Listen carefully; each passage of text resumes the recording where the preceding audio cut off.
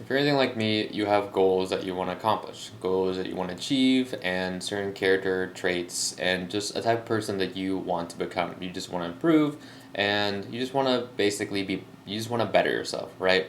And for you to get from who you are now, person A, to version B or C or etc., you just want to jump over that gap. And by doing that, you have to take an audit and reflect, take stock and inventory of what behaviors, habits, or skills or traits that you have right now. Is it serving you or is it not? And what behaviors, habits do you need to have that's going to help you become that person that you were trying to become for whatever the X reason is or whatever goal it is that you were trying to choose, whatever you want.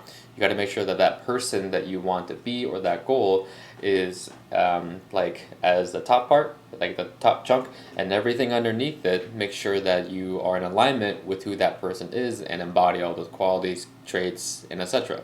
And so with that, behavior change. And so, in the topic of like, say, we are trying to improve our health, our fitness, in our career, personal life, whatever the thing may be, there's going to be a series of behaviors that you're going to have to audit. And when you take a look at it and take a hard, real, deep reflection on it, you're going to have to see, ask yourself, are some of these habits, some of these behaviors, are they serving me or are they not? And with that answer, some of the ones that aren't serving you, you might want to change them and adopt new ones. So then, whatever behavior you have is going to help get you closer to that goal.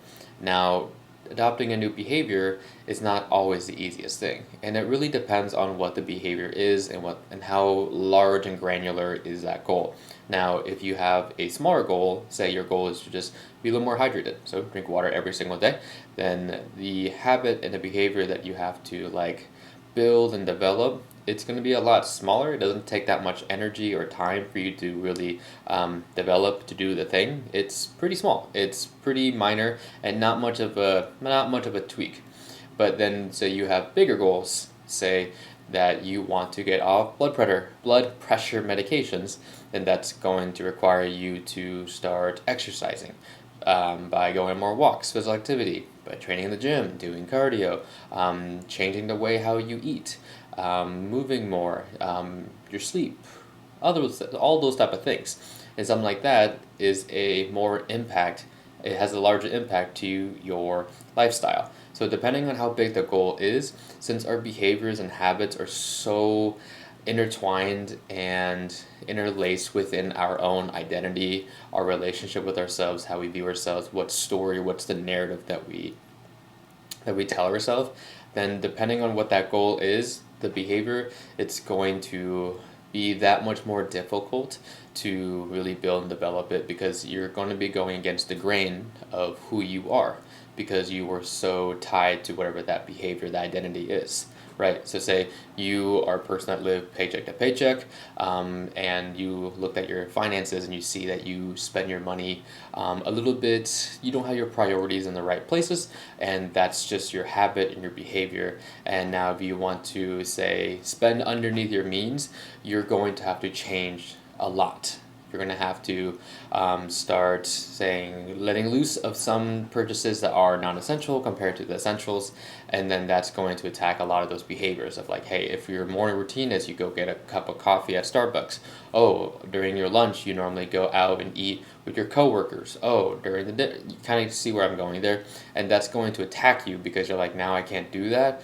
Oof, what do I do now? So now you are going to have to prepare some meals earlier in advance. You may have to buy a coffee machine and start having coffee at home that doesn't taste as good as like a $7 latte from like Starbucks.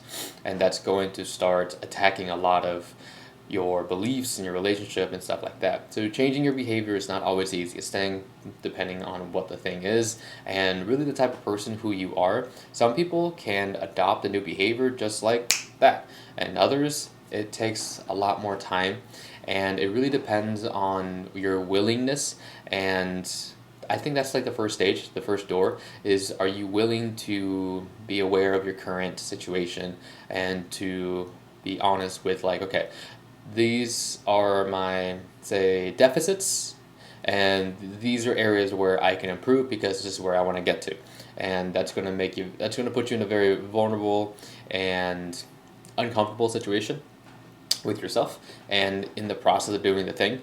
And so it's gonna be a little hard. And so here I have a couple different leveraging techniques, tips that you can use to work with yourself. Because a lot of the stuff when it comes to behavior and humans is a lot of this is psychology, and sometimes some people try, and I am no, like I'm definitely no exclusion to this. Is I try to white knuckle things and just brute myself through it and pull the willpower of God into it, and sometimes it works, and sometimes a lot of times it really doesn't. And so it's helpful to work with your psychology. And nice thing is that there's a lot of different behavioral psychology tips out there, and I found a few, and I want to share them with you because they have worked well with me and they've worked well with my clients. So I want to share it with you. And so some of them that you can use, and you can use them in different contexts as well. They're more so principles. That way you have some type of model to conceptualize around it, and then plug and play them as tools into whatever situation that you want to. Sweet.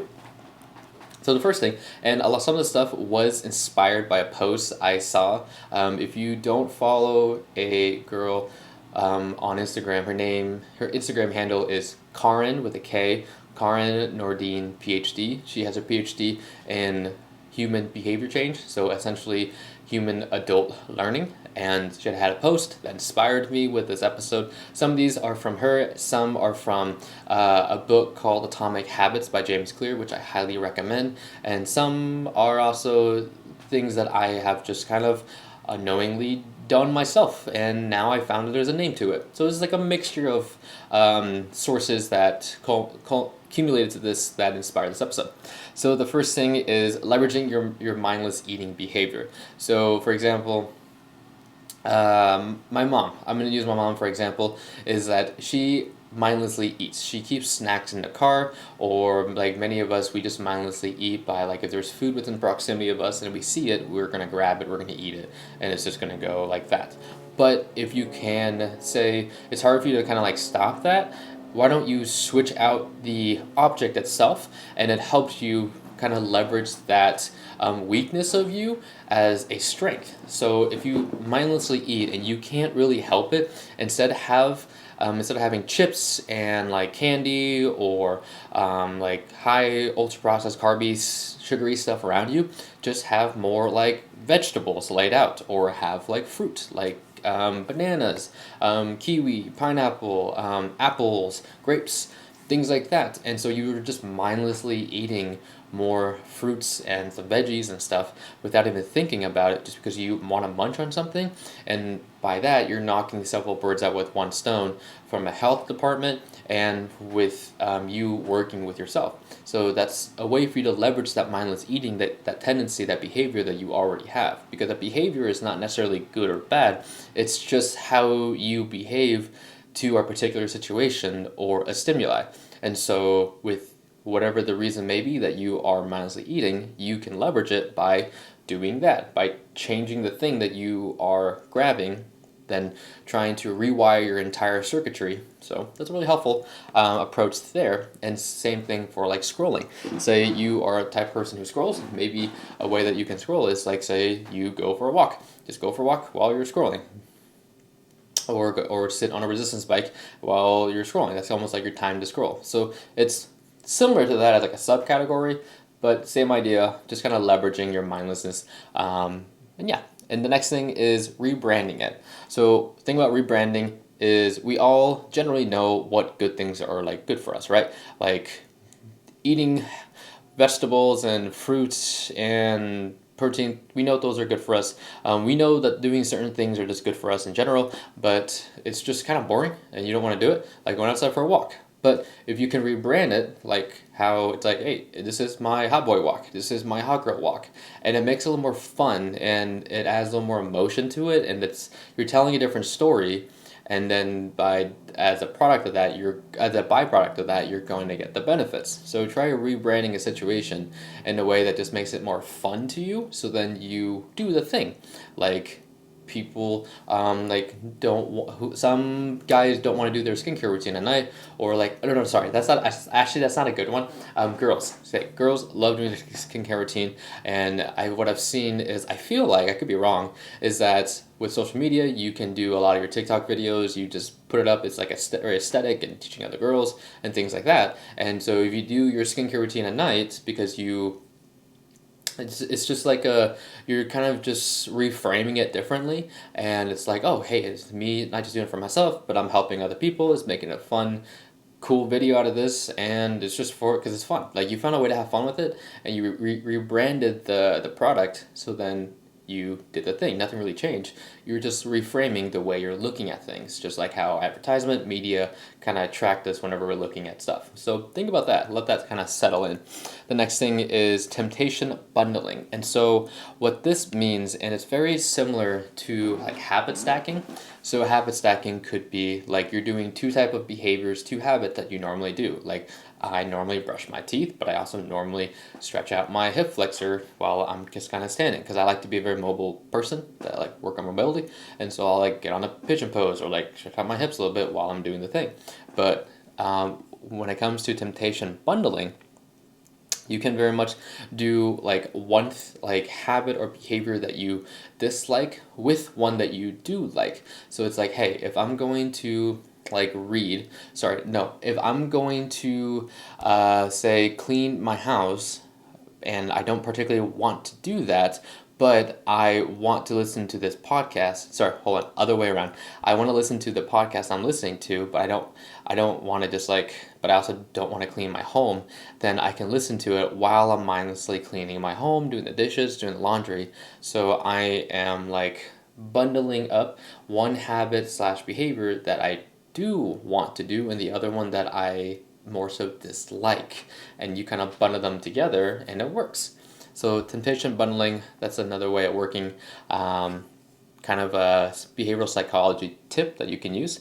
And then another one, which it's pretty infused in some of the other ones, is just make things more fun, right? So many oftentimes that whenever we are trying to adopt a new behavior and build it up and develop it, we, like I said earlier, about white knuckling it, and just has to be super hardcore mentality the whole time. And for some people that works really well. Like, it just depends on the person, but at some point you're going to kind of like dip out. And I feel like from all the accumulation of information I've acquired and from personal experience is that if you can tap into that flow state, then you're going to have a lot of fun, and it's going to win. You're going to win. Like, time just goes by, especially like if you're in a workflow, if you're just tunnel vision, like say if you're on a runner's high, if you're working, it just depends on what you're doing. You can get in that flow state where time is just not a construct anymore, and you're just at peace with what the thing is that you're doing. And so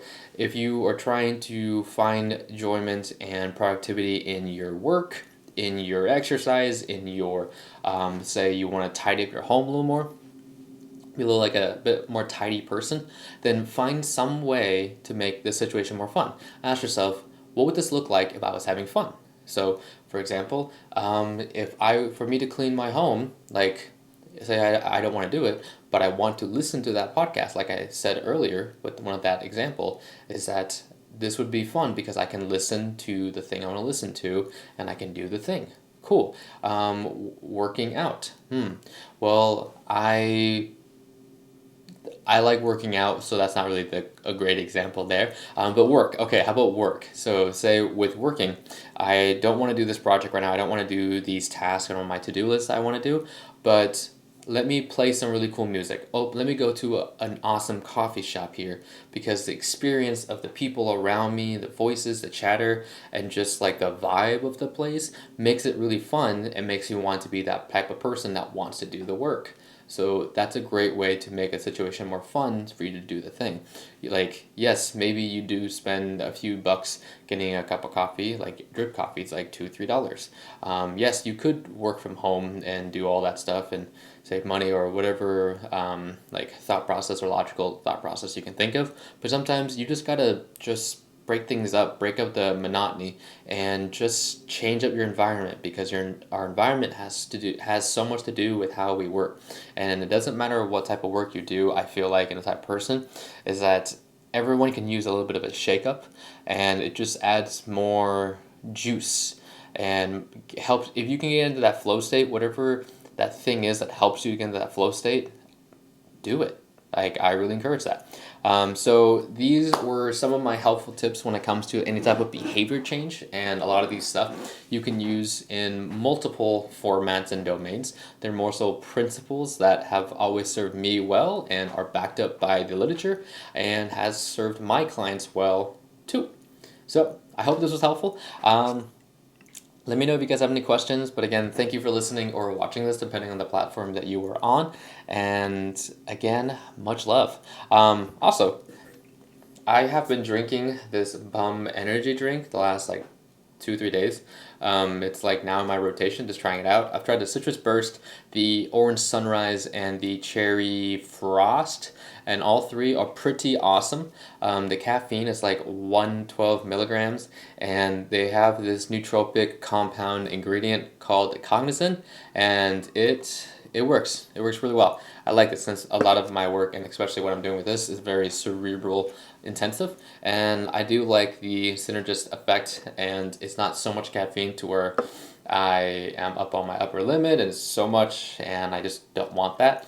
And I like to have the cans like looks like a beer can, so that's super dope. But again, just want to share that. I'm not affiliated with them whatsoever. I just tried them like, for the first time like 2 days ago. I tried 3 flavors, and they're pretty solid. Just order myself a case. The orange sunrise, since I am a sucker for pretty much anything orangey, citrusy flavor. But yeah, sweet. Much love. Catch you guys in the next one. Bye.